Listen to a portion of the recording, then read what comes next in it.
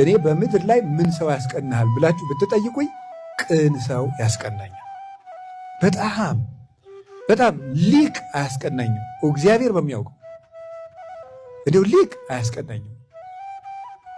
እንዲሁ አሁን እኔ የማጉደፍ ጎድፈውን ቃል እንደው እንደ ውሃው ሰተት አድርጎ የሚናገር ሊቅ ባይ ውይ አልልም።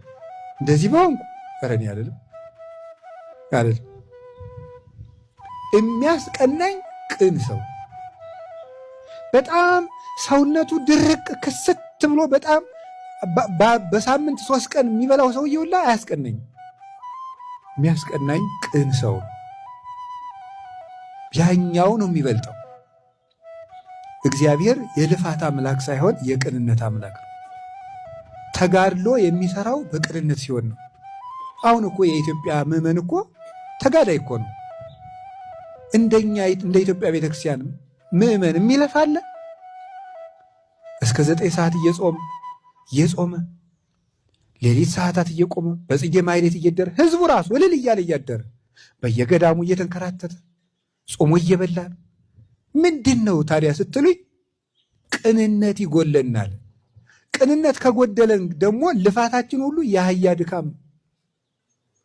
አህያ ዘመኗን በሙሉ ተጭና ጀርባዋን መልጣ ከተመለጠችበት ቤት ሳታርፍበት ወጥታ ትወድቃለች።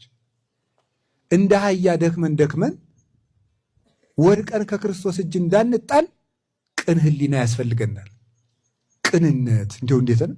ወርኅትሰ ትሬእዮ ገጾ፣ ቅን አይምሮ የእግዚአብሔርን ፊት ታያለች ይላል ቅዱስ ዳዊት።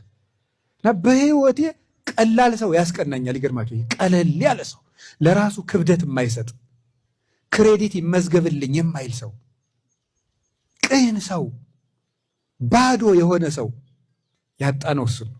ባዶ የሆነ ቀላል የሆነ እንደሱ አይነት ሰው በጣም በጣም ውድ ነው።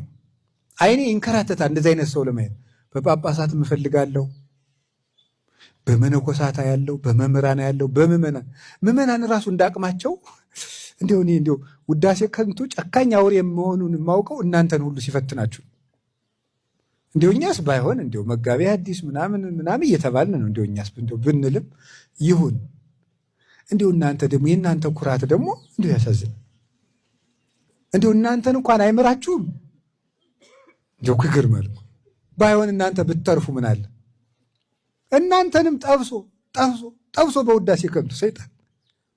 ቀለል ያለ ሰው በቃ እንዲሁ ቅን ህሊና ቢኖረን መች ስንፋጅ፣ ሀገር መች ስትፈርስ፣ ቤተክርስቲያናችን መች ስትፈተን፣ ማን ከማን ይደማመጥ፣ የማጣመም ዘመን፣ የዘወርዋራ ዘመን፣ የጭራ መሰንጠቅ ዘመን፣ የማያሳልፍ ዘመን፣ እንዲሁ ምን ጉድ ነው የሆነው?